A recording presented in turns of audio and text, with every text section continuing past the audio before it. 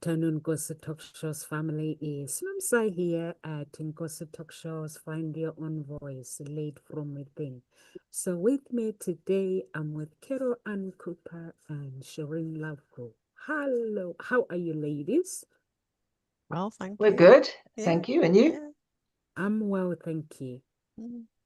I think for me, just at the moment, it's just the praying, this emotional aspect, which ties in actually with our topic today, that sort of Yeah. mental health check-in. Mm-hmm. I'm Mm-hmm. really conscious of, I've never felt this emotional about something like this before and found myself in tears a lot and a lot of things coming through as I look at and send out prayers for Jamaica and what they're going through at the moment. So yeah, it's quite huge. We So pray that the voice of the blood of Jesus will hear their cry and stop the whatever is meant to happen, he will stop it.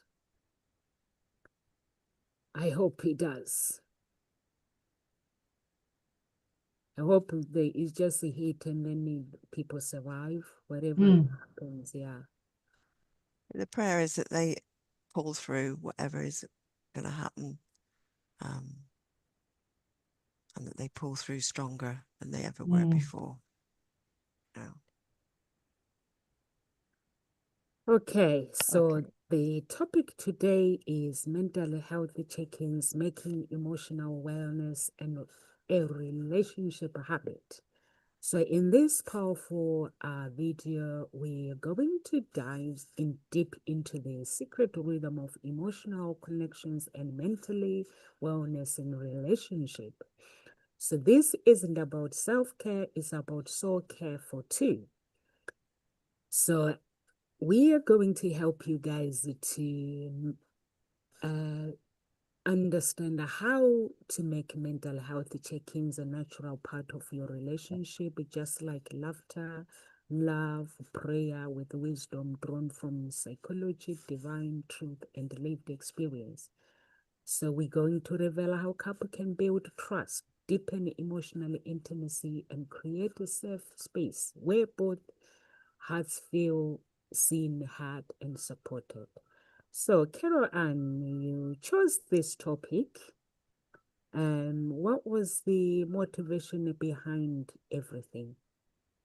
Um, well, I've actually gone on to chat and asked for a whole lot, sort of to tie in and look at all the topics that we've looked at and come for some different perspectives, but look at this time of year as well, and look at what's um, most being asked about.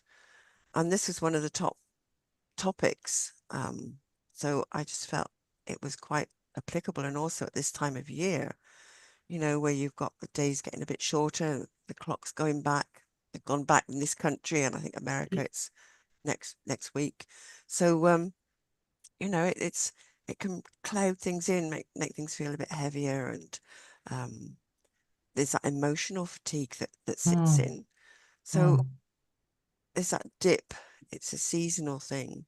So having a check-in in this particular time of the year, but it's something that maybe would be useful throughout the year. And so it's really exploring, yeah, what do those mental health check-ins sort of look like, um, and how sort of can make it simple, but also why emotional honesty might be the most powerful love language of all. Mm. Because, it's not about sorry, it's about shifting that I'm fine conversation to here's how I'm really feeling. Mm. So it's being open and honest and building an emotional connection. Um,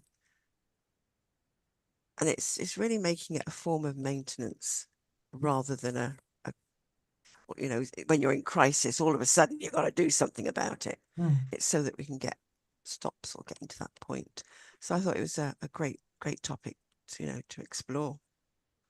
Um, so sort of, look at why it matters, how we can do it, and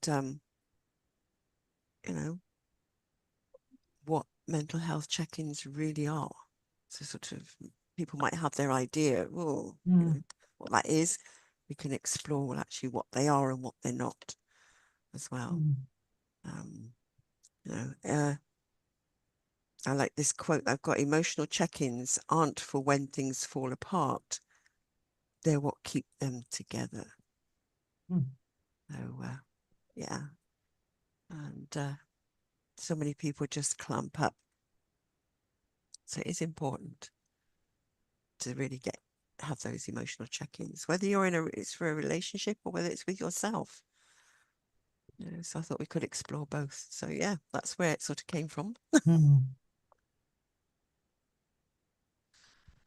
It's a really good topic, isn't it? It's an important topic, I think. A lot of because if you break a leg, we know what to fix. If you break your mind, we don't. It's a lot more challenging because we can't see it, right? Yeah. We only are always at the effect of it, which is really important. So it's such an important topic, I think, for every human to really start learning. First of all, how do you manage your own emotions? How do you get a sense of your emotional landscape? I think that's a real key. And one of the things that I kind of think about is that often we live in a default setting, right? We live in a default setting that might be when we're on our quiet times, all of a sudden negative thoughts jump in. That may be our default setting, our mood. So our general mood is our default setting very often. So if you kind of notice, if you describe someone and you say, well, what they like, if someone will say, well, they're generally optimistic, when their experience of them, maybe there may be reasons for that, but definitely over time, if you ask enough people in enough contexts, you will be able to tell what is the general personality of a person, their trait, right? Their mood is what they flip in and out of most of the time. And that mood is very dependent on that trait, actually. Because if your tray is happy and generally optimistic, even if things are bad, you'll probably quickly be able to reset. But of course, if your personality trait is more going towards the depressed or to other sort of negative, diminished in some sort of energy, then what often happens, that means you go into the negative spiral and you don't recover as fast. So when we're in a relationship, this becomes challenging because very often we are not aware of our traits. We're not really aware of them at all. And when we have our moods, we kind of shrug them off. We don't really pay too much attention to them. But these are the killers, right? These are the things that form the reactions that we experience. But the change really needs to happen in the traits. The change really needs to happen in our basic personality to some degree, right? That we don't default all the time into the negative. So and those traits are very often ruled by our life patterns or our life stories. So these are the stories that we tell. It's that story that sits underneath everything, and all the time when we have a bad experience, we immediately go to that negative thought that jumps in. So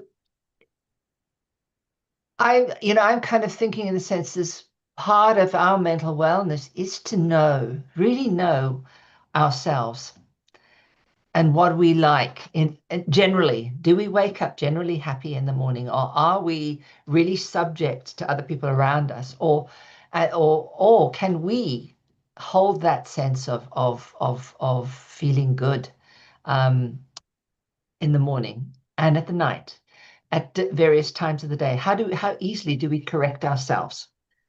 If that's hard, then it's going to be very hard to be in a relationship with anyone else. So when we do this mental check-in, it's really about checking in how you are feeling regularly throughout the day so that you can absolutely begin the process of checking out and recognizing somebody else in that. So, because it's very hard if you are the person that's generally optimistic and someone else is not, if they don't take accountability for their underlying personality, their moods, then that's a relationship killer. It drains any relationships. Mm. So when I was thinking about this, I immediately thought about Gottman. And Gottman is Dr. Gottman is one of the people that really talks about relationships. He's done research on thousands and thousands, I mean, literally, probably nearly 1 million of people, basically looking and seeing what kind of things disrupt mental fitness within adults, disrupt relationships. And he really talks about something called the four horsemen. And the four horsemen is like the four horsemen of the apocalypse, right? You think of the four horsemen when in the Bible, four horsemen of the apocalypse says these four horsemen cause absolute destruction on the earth. They cause absolute destruction in any relationship. And the first one is criticism. Second one is contempt. Third one is defensiveness.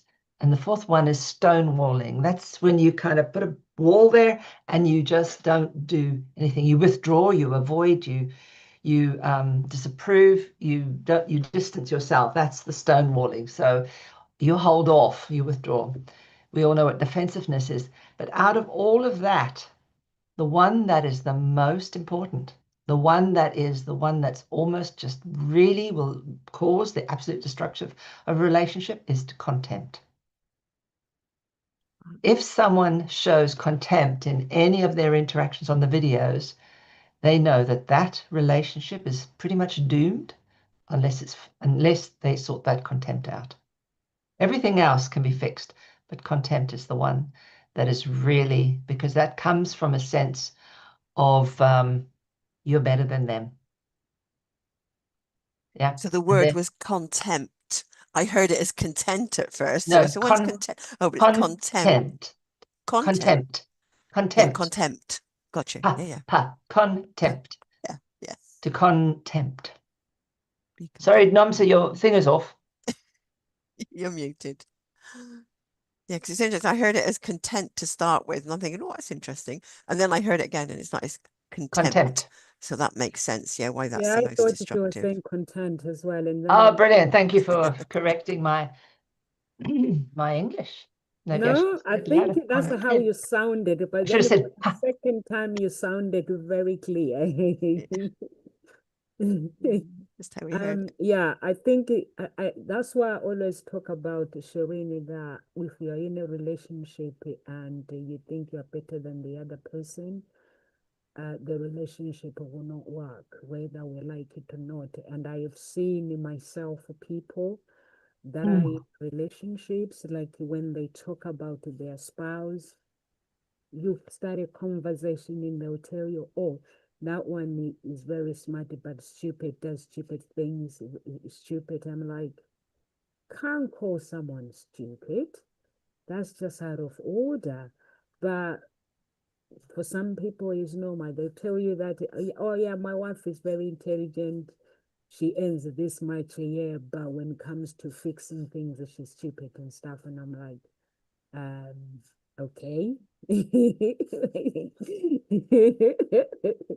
Yeah, so yeah, and then you have seen other people, they think in a relationship they are the best. So I'm thinking, but what's the point of having a relationship with someone? But at the end of the day, like, and then criticism as well. I hear my clients, they criticize themselves, or sometimes they'll go on date and then they start criticizing themselves. I'm thinking, if someone hasn't texted you, you don't have authority to think that you're not enough. They have not texted you because they are busy doing other things, and they are worrying about this new relationship. Like it's not easy to enter a new relationship. So I'm like, just know that you're enough. And the fact that the other person, they choose to be with you. And to me, that is special when someone chooses you over thousands and thousands of men, millions and millions of men, and millions of women. So that means you're special. So the stone of wholeness, Sharing is a problem where people build walls to protect themselves. They don't want to get closer because they are protecting their heart. But this is where, when you let someone into your world, you let them in, but your heart is your heart. They have to get to know you. So you don't really give them your heart. Your heart is there. They share it with you. And I like, Carol Ann, when you said is the part where when people, like, emotional honesty is the foundation of a healthy relationship. When you said, when someone is truly asking you about your mental well-being, how are you feeling, they want to know how you're feeling. And instead of people answering with the vulnerability, they don't. Sometimes the people, they don't tell the truth. I was in the group with my family once, and I realized that I'm in the UK, but for them, they wanted me to show up as perfect, as polished as I can. But then I decided to teach them that I'm a human being. There is no such thing as perfect life. So when I speak to them, I'll be like, just talking about the problems that I'm going through. And then I realize people are actually getting pissed off because they want me to portray this perfect life, that I'm okay, even if I'm not okay. So then I realize, so to people, it's all about looking at her, she has a good life. And I was like, there's no such thing as a perfect life. We are all human. If someone that day, if you don't feel okay, you have to be able to communicate with the people that you love that you are not okay. They cannot fix your problems, but you can fix them yourself. But be honest. And this is what I teach my children as well. To say, if you are not okay, don't tell me that I'm okay, but I regret it. When my 10-year-old and I'm like, are you okay, Kayla? She's like, I'm not sure if I'm feeling okay. I'm not sure. I'll come back to you on that one. And then when she comes like, I feel upset because you said this, and I'm like, here we go. Yeah. Yeah. So As you're thanks for the saying, it's topic, Carol Ann. okay. But as you're saying, it is important to be able to communicate how you feel. Yeah. But in order to do that, or be able to do that, you need to have that awareness and to know what you're feeling and to have the language and the words to describe it. And that was something I didn't have years ago. And my husband used to sort of say to me, what you're feeling. And it's like, I don't actually know. And it wasn't until I started doing the training in educational kinesiology and touch for health and NLP did I start getting in touch with the different feelings and emotions and was able to start putting words to them and differentiate between things like anger and rage and realize, oh my goodness, there's a difference here and there is a word for that, something that's stronger and it's not just anger, it's something more. And start to be able to explain and say, well, this is what I'm feeling, because I had the vocabulary then. I've got it even more now. It's like, and if someone starts to try and say, oh, well, this is what you're feeling, it's like, no, this is the word that I'm using because this is the word that I put to what I'm feeling. But I've also realized that other people are only attempting to relate it to what they know. So rather than sort of making them wrong, it's like accepting, okay, well, that's the word you might use, but for me, this is the word. And then being able to describe it, how you're feeling, what's actually going on. It helps you to know yourself and to then do something about it. Because if you're really in a state, a deep emotional state that you can't describe or you can't put any words to, it's really got a grip on you. And you can't share that with anybody, and therefore they cannot help you. The only way they can help you is just hold that space for you rather than keep on at you. And that's something I've learned with one of my granddaughters. She very often she hasn't been able to, you say, well, how are you feeling? It's like, don't know, don't know. In the end, I just hold that space and just go, okay, if you did know, what would you be knowing? And just allow it to come up and know that the words will come at some time. It's taken years for her to be able to now start to recognize what she's feeling and start to be able to verbalize that, which is a huge step forward, you know. But there is that sort of shutting down into it. So yes, definitely being able to communicate it is important, but there's that first step of going in and knowing what is going on here. And I love what you were saying, Shireen, having got a general mood setting, know what that is, and then just keep checking in. Well, where have you gone? And know that there's nothing wrong. And if you're feeling made wrong, or that you feel that this is wrong, I shouldn't be feeling this, check in and go, well, whose voice is that? Who was that told you that? Because it certainly wasn't you that told yourself that in the beginning. And actually ask the question, well, is this actually the truth? Because there is nothing wrong. It's how you're feeling in that moment is how you're feeling. And it's important to understand what it is and then be able to do something about it, and maybe ask for help, but it is recognizing this time of year is a great magnifier Oh, of lots of emotional feelings. stuff. Yeah. Oh, yeah. Yeah. More So fights over Christmas than at any time in the world, I think. yes, yeah. So Particularly what because you of people's expectations of presents and what we need to yeah, buy. And yeah. don't go So it there. goes down to that story that you're telling yourself, isn't it? And Yeah. you were talking about Shireen. So what is that story? That default, and then Mm. change it. Because it's all in language. It's the words you use Mm. that make it so, The words make worlds, isn't it? Yes.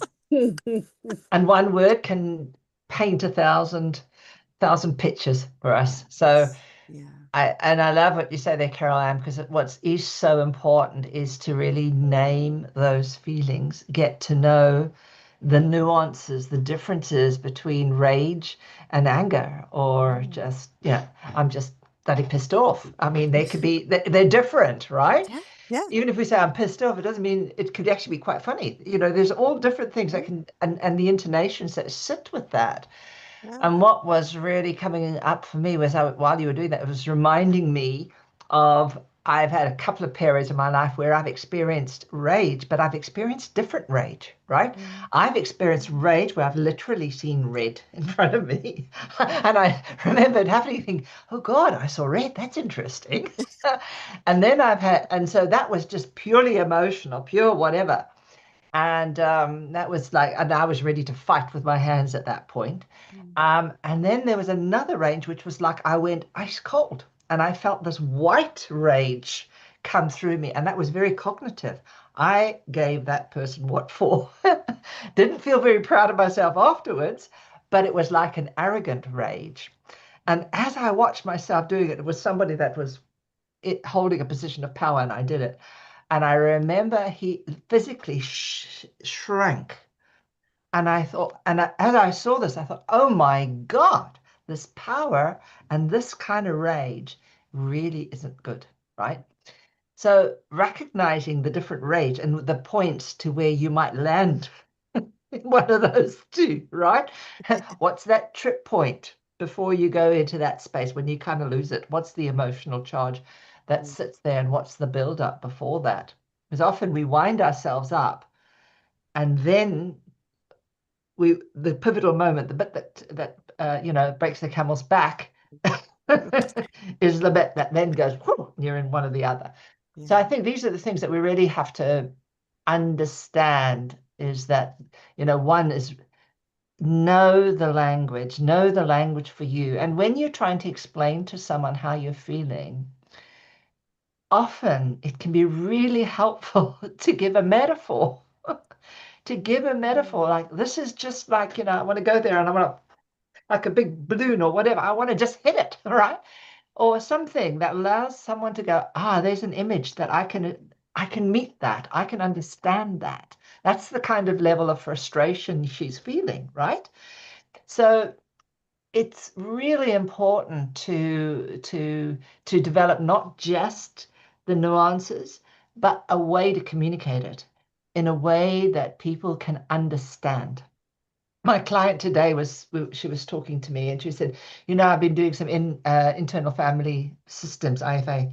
And she said, I was quietly looking at what happened to me at this particular time of a traumatic event. She said, I saw myself like this helicopter with the blades going round, round and round, and was wanting to spirit me away. This was her description of the darkness, right? The helicopter coming. Wow. And then she tells me this as we go out of the door. This is, the door syndrome with the doctor. You go to the doctor and they hold the door, and the doctor, that's when you want to tell the doctor what you really came for. Yeah. And that's what she was going, okay. Right at the end. Yes. But what was really interesting was I kind of, at that point, because obviously there's a positive intention to have this helicopter come up and just fly her away. So I said, well, helicopters, that could do that. But what would happen? What could, when a helicopter takes you up, what could a helicopter do while it's up there before it flies away? Oh, it could just watch over. It could see. And then what could happen? And she said, oh, once it's settled, I can bring the helicopter down. Ah, right. And all of a sudden I was able to say, well, what would you need? Oh, well, I just need to use the levers. I can use the levers, and then I can control my descent back into my body. So that was a really interesting thing. So of course I would have spent a little more time if I had to say, okay, what needs to have happen before you do the levers, these kind of things, so you can get it right the way back. Because our body has a system of healing itself, and metaphors in the way that we create with those words are the perfect tools with which to actually make it shift before we even realize it. So that was just a funny memory that just clicked in for me today. Oh yes, okay. How do we explain what we're feeling? So it's really, so when someone says they're dissociated or they kind of disconnected, well, try and ask a little around that. Well, when you're disconnected, that's like what? Right? That's like what? Where does it take you? What does it do? Oh, well, I'm out there in space looking there, and it's very far away. It's just interesting what people will say. But everybody can understand someone going out to space and out there. You can make a sense of that, and you can ask questions around that. And that's how we build connection. That's how we build relationships. We ask. We don't just assume, we ask. So if we're able, the person that probably has the greatest flexibility is the one that's able to say, okay, it feels like this, and then this is what I want. This is what I want to have happen for this feeling to manage itself or to be resolved. We can talk about the feeling and it can resolve itself, because that's how the body automatically works. It loves to do it that way. So I think from when we're talking about mental well-being, it would be really useful when you're in connection with someone is to really get to understand their metaphors. Listen to the metaphors they use, simple little metaphors, and ask them about the metaphor. And you'll find that this will just open people up in a very different way. And it won't be too emotional necessarily, but it will be interesting. And it'll help with a connection. And that kind of moves towards the antidote of the four horsemen, and that is, you know, to be able to develop a way where you can just start gently. Working with a metaphor is very gentle, right? So do a gentle startup. That helps break criticism. When we get to the idea of contempt, we have to become more appreciative. So when we start to move into somebody else's world, so we're in their metaphor and you start talking about their metaphor, you're building an appreciation for their world is different from yours. But I can enter your world. That means they don't collide. They actually can coexist at the same time. And of course, for things like defensiveness, we've got to take self-responsibility. And stonewalling, we've got to be able to soothe ourselves so that we can move forward. So these are the kinds of things that we can do when we just name, because naming gives us that gentle checking in. Even our own feelings, naming is really important. Name what we're feeling, what we're experiencing, and then get other people to name what they're feeling and they're experiencing, and just sit with it, be with them. As you said with your daughter, Carol Ann, just let her find her own words, which you were doing, just gave her the space to be curious about her own words. Yeah. I think that's really important. And that's, you know, part of my work as a conscious pregnancy thing is teaching mothers how to name their feelings so that they can learn to help their children name their feelings. Because it has to start from very young. Namsa, you got something? Yeah, I think you're right, Shireen, when you said just Have you recognize got the your mic? room. Can you put it a bit closer, Namsa? I can't hear you very Where is well. my light? Where is it going? No, it's going to Gone sell my AWOL. house. That's better.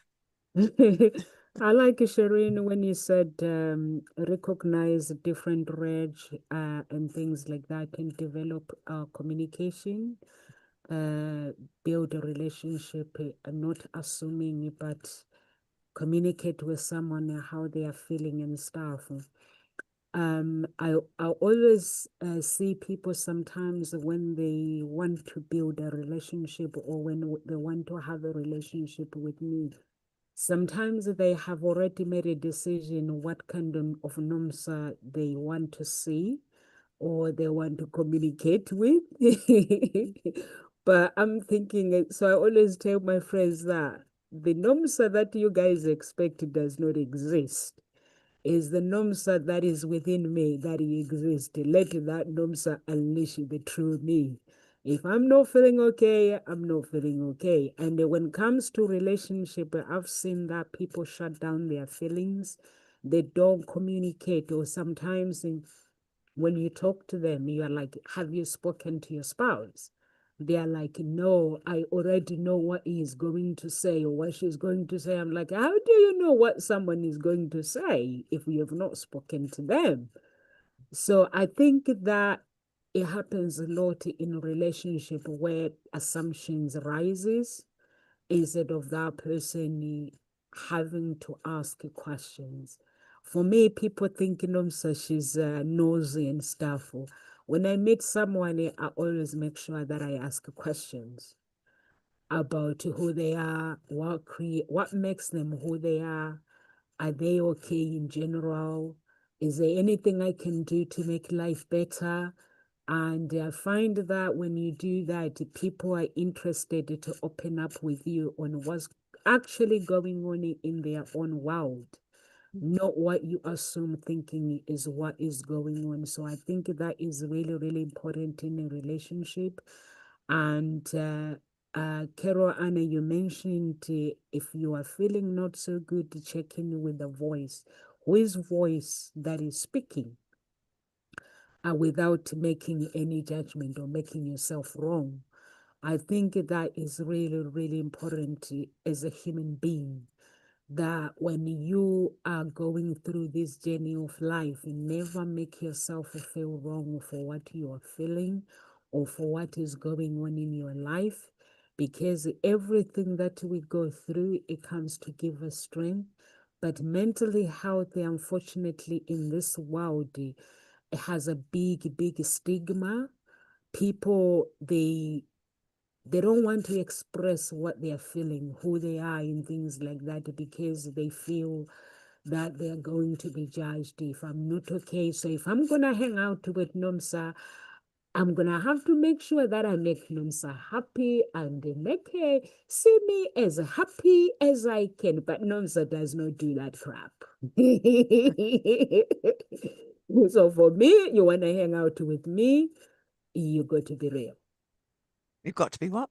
You got to be real. Real. Yourself, That's the within word. Got yourself. it. Yeah, Yeah. yeah, yeah. Let Nomsa get to know the real you. Mm.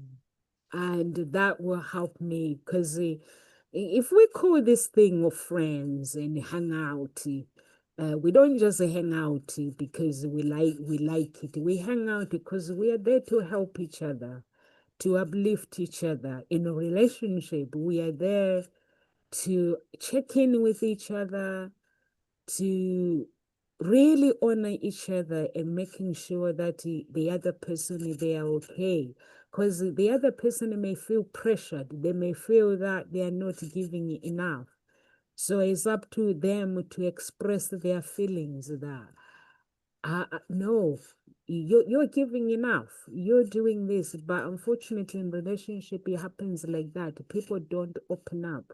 And that's why you end up seeing suicides and things like that. People taking their own lives or people taking overdose because they're not really. I've changed. I used to have a friend in Braintree. This girl, her husband was a pilot. She had everything and she took her own life. And I got confused. I was like, but you call us your friend. Why couldn't you confide in us? Why didn't you tell us what was troubling you? Why didn't you communicate? So she left me with answers. So I was like, as from now on, I'm asking questions. You want to hang out with me? I got to ask questions. Yeah. Ask the to, questions. It's yeah, to important. make sure you are happy, checking in with Carol Ann to make sure Carol Ann is happy. So whenever you guys are not feeling happy, I'm on Zoom away, I'm on phone call away. Don't do anything and thinking that Nomsa does not care. Yeah. So yeah.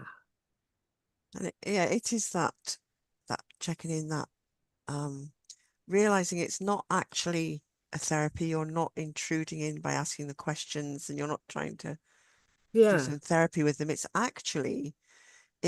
a pause for honesty. I love that phrase. It's a pause. It's an opportunity to be honest. Yeah. And in that being honest, it does, as you said, Trina, it creates connections. I like that phrase you said, is a coexistence rather than worlds colliding.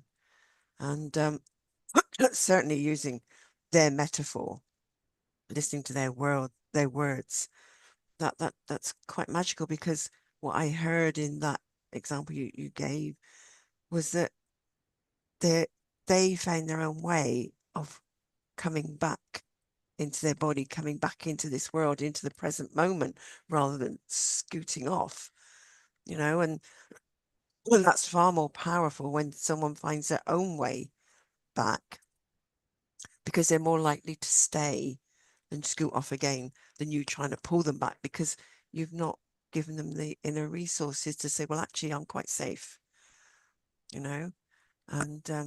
by using her metaphor, it gave her that opportunity to say, well, I am in charge. I am quite safe. And okay, yeah, I could, I can come back down. And that's, is a really powerful way of being with somebody and helping them to manage what's going on for them. And as you say, that's a big part of what you do in your work. And for me, in my work, we call it noticing, and it is about what is happening. It's noticing. So I'm always asking people, well, what is happening for you? What's your experience? And a lot of people find it really hard in the beginning to sort of say, well, what's happening, or explain it. And it takes a bit of time. And then eventually they get into that habit of being able to say, oh, well, actually I was distracted, or actually I'm not, there's an emotion going on or something, but they are able to notice for themselves. And I think it's because we're so used to being told what to do, or, oh, you're or told what you're feeling. It's like, okay, so that's what I'm feeling. So that's the word. So you tend to accept that I need to be told, and you can't own your own feelings or what's going on for you, your own experience, and actually notice what is going on for you. So yeah, that is a huge part of the work that I do as well. And I know for quite a lot of modalities, it's starting to come much more into being. I'm hearing it a lot now. And so it's recognizing that it's a pause for honesty, getting real, being truthful, what actually is going on. So, maybe just asking questions of somebody is like, well, what's been heavy for you this week? And it's not sort of so intrusive. It's got that lift, but it invites them to really go, well, okay, well, nothing really been heavy, but oh, I don't know, perhaps my heart's a bit heavy today, or been, or maybe there's another word that they then choose to use, but it gets them thinking, how's your heart today, really? And there's another question, maybe, what do you need more or less of from me right now? So it opens up that a way of them going, oh, there's someone here that is interested. And it took me quite a while when people say, well, how can I support you? I was like, don't know. When I used to do a lot of assisting, and in one particular company that I used to assist with, that was their main, the distinction they had was about assisting and supporting, not helping. And when I started to understand what they actually meant by support, oh, it's not someone that's going to help, which is going to take over. It's what can they do that would support me? It's like, oh, well, I can ask them, yeah, I can ask them to do something. They could be doing that. Well, I can be doing this, so that was a huge awakening for me, and a big step forward. So yeah, how can somebody support you and know that it isn't about them taking over or taking control or telling them, telling you what they think you should be doing. It's about you noticing and being able to say, well, actually, this is what you could do for me to support me right now. And if all you want is someone just to give you a hug, then say so. Or if they just want them to sit quietly and say nothing in silence, then say that and know that they will honor that. And if you're asked to do that, then be comfortable being in silence, because that for a lot of people is really hard. And that's something I've learned over the years, just to be able to be in silence with somebody and just hold that space and know that if conversation is meant to happen in that silence, something will bubble up. But it's being comfortable with the silence. And it's being comfortable asking somebody for silence, Yeah. So, you're muted, Cherie. Yeah, I'm unmuting myself. Okay. I just noticed. I was on my Yeah. way unmuting. Yeah. Yeah, I mean, there was so much there that was so very, very important that you were talking about, Carol Ann. Absolutely. I'm just sitting there. I don't even know where to start. There's just so much there, so much beauty in that, and that, those questions which are so important. Yeah, what's heavy this week is just such a beautiful question, because even if they aren't heavy, they're going to have to think about it, right? Mhm. And they're going to have to start thinking, oh, and they will start to embody and be with that. I think that's those kinds of questions, the idea of how can I support you? I normally say, how can I support you so that you can do your job or so that you can do this? So that means I'm telling you, you've got to take your responsibility for your thing, right? Yeah, So it's yeah. not about me supporting and taking away. It's about supporting you in moving forward for you rather than the other way around. So, but I think what you touched on there was something really crucial and I think it's in a lot of our cultures, which is when we go into support, we're thinking, and it does fit that we're going to take away the power of the person.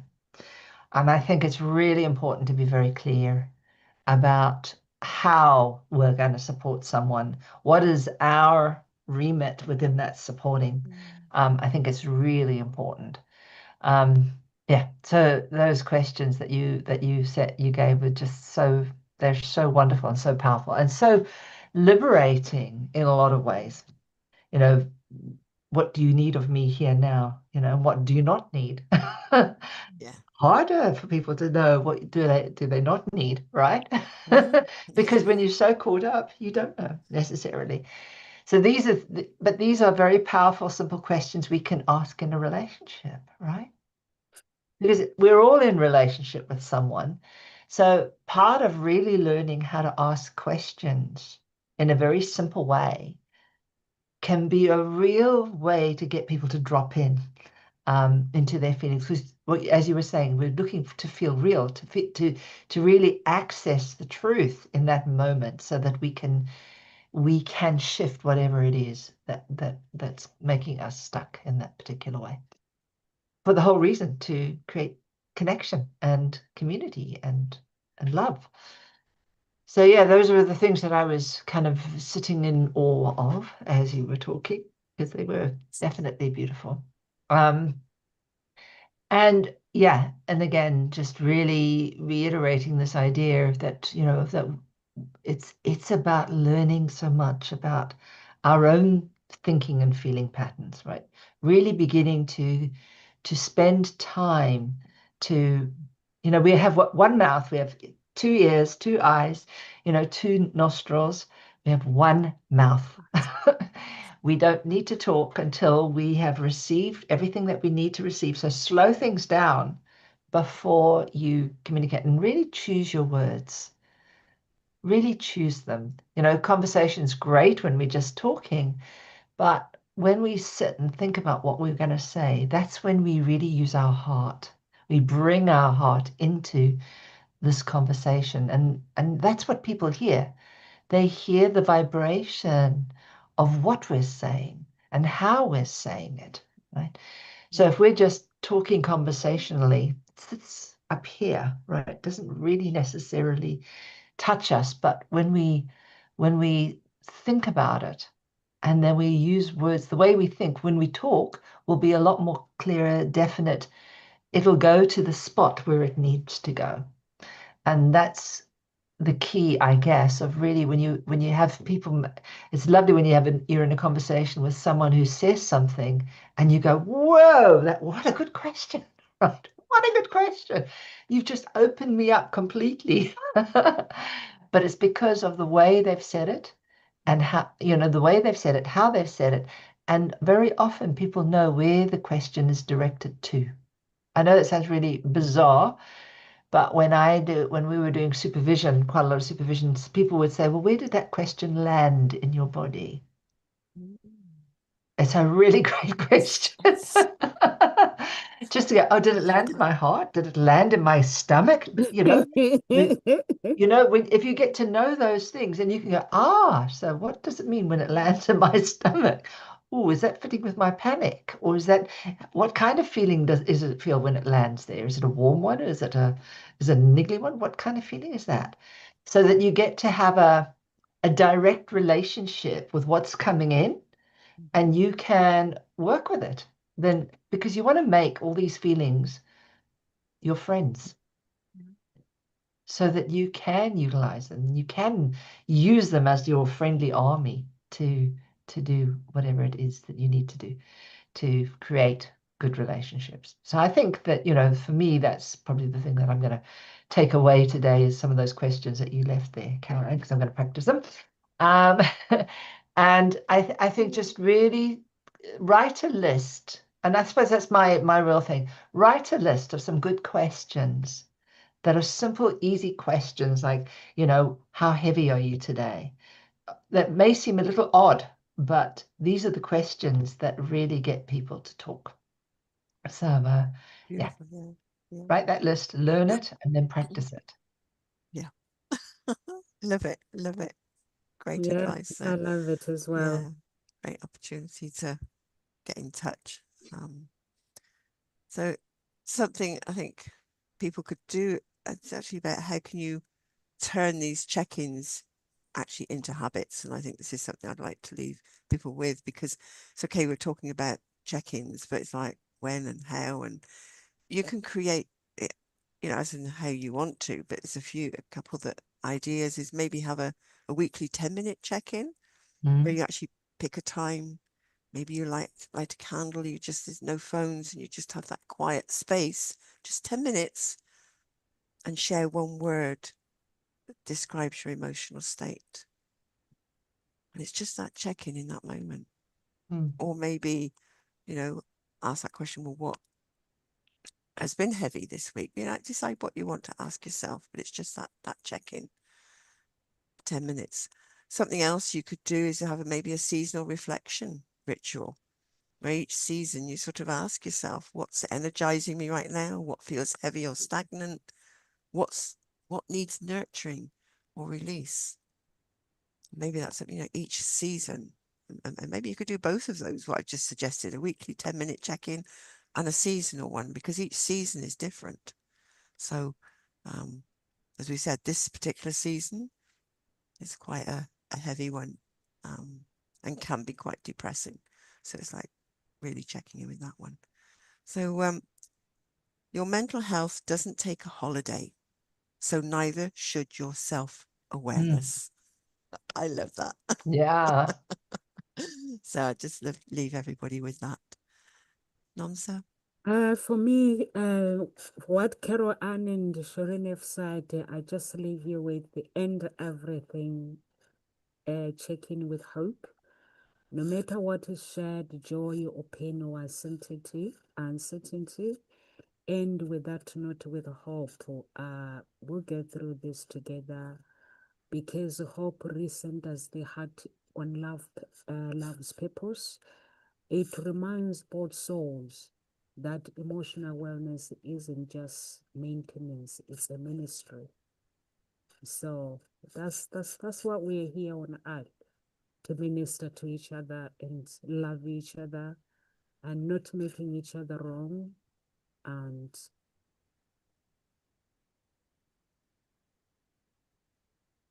noticing that what Carol Ann said, noticing everything that we do, our feelings, our emotions, not making them wrong.